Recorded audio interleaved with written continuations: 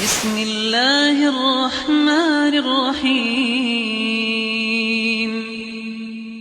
تبارك الذي بيده الملك وهو على كل شيء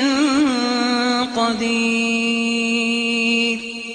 الذي خلق الموت والحياة ليبلوكم أيكم أحسن عملا وهو العزيز الغفور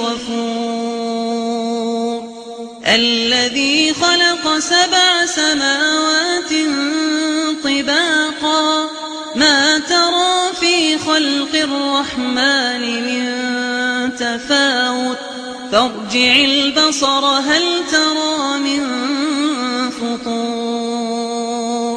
ثم ارجع البصر كرتين ينقلب إليك البصر خاسئا وهو حسير